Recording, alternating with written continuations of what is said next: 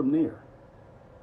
We lived our lives so disenfranchised. We lived our lives thinking that success is so far away and that you cannot achieve these goals, or that these goals were so much bigger. Let me tell you something right now. Here's a myth, and people are not going to like this. There are no such thing as big dreams. They're not. They're not. There's no such thing as big dreams. All my life, I wanted to go to a Grand Prix. I wanted to go to a Grand Prix so bad. I wanted to go see Formula. Me and Reese wanted to be race car drivers, right? And I did all that I could to get to that point where I was sitting in the stands at the Grand Prix, and that was success for me, right? 2 hours later, Huntsville, Alabama, success, because I want to go home. You know? And so the success is not a place. Success is where you identify it. Just like lost is not a place. You can be lost on the road, walking to a store and be like, hey, I'm lost. And they're at the same place and they're not lost.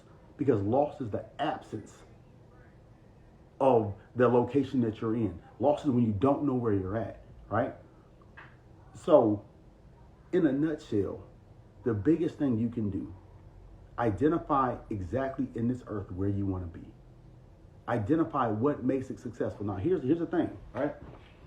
A lot of times people don't know how to identify what makes them successful, or they don't know how to identify what they really want to do. So they pick existing jobs and occupations that seem fun, and that's okay. So let's continue with the analogy of you want to be somewhere in the world, right?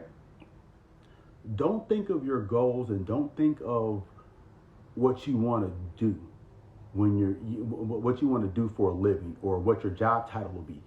Think about it like this. When you're asking someone, to pick an occupation, ask them, you know what?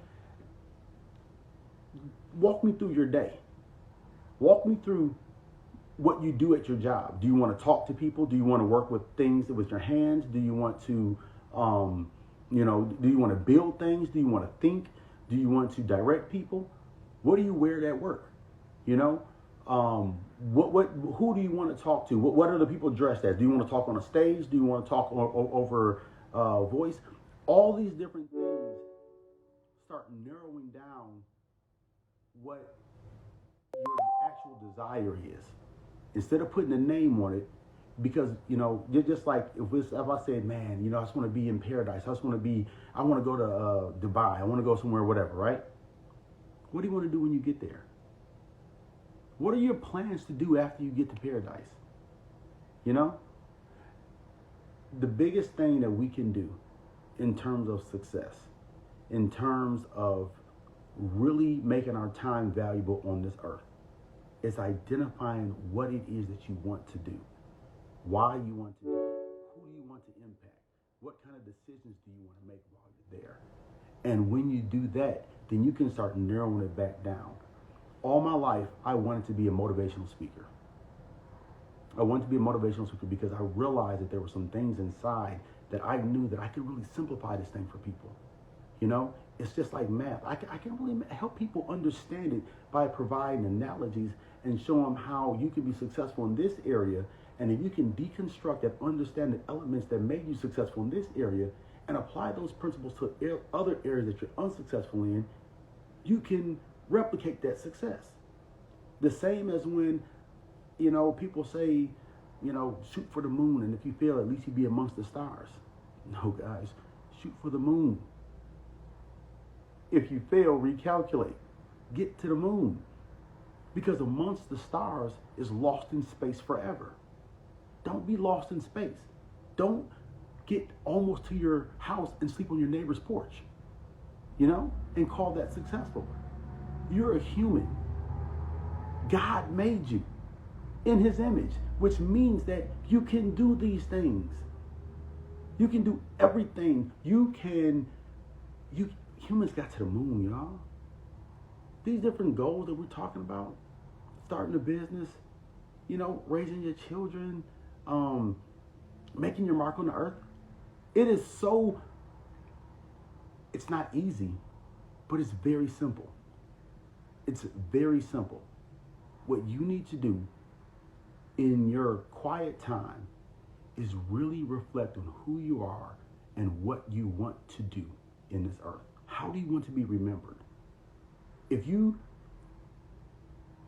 take out a notepad and write down your eulogy, write down what you want people to say about you when you're no longer here. How do you want this story to end? In the end, Marshall was 6 things. He was a great father. He was a good husband. He was a man of his word. He was a man of integrity. He was financially wealthy. He was a Christian. Whatever you want people to say about you, write those things down. Work your way backwards from there. The very first thing we do, the GPS doesn't work without an address. It's just a big map. It's fun. It's like Google Earth. But once you put an address in, that's when things become clear. That's when you can start working your way backwards and start to identify that address. You really have to be in tune with who you are. You have to really be in tune with what you want to achieve in this world and how you want to be remembered. Work your way backwards from there. The money is never worth it. The money is never worth it. What I've learned, I'm going to tell you this, and I didn't get a chance to say it on the show, even though I said it didn't play. I went to Africa, whatever the jokes are, I don't care. I was at a very, very tumultuous time in my life because I climbed this big ladder to success, and I found